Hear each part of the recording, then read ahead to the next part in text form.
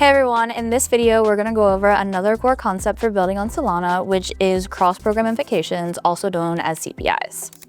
Cross-program invocations let one Solana program call another program directly, mid-transaction, the same way a function in your code can call a function from another library. And this is exactly how composability works on Solana. So let's see what that looks like. If I am writing a new program, program B, and I want to have an instruction, but I know that instruction already exists in another program on chain, instead of writing all of the logic for that instruction, I can just invoke this instruction that already exists.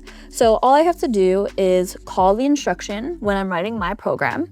And when I call this new instruction, I'm going to have 3 specific points specified within my program that I'm writing.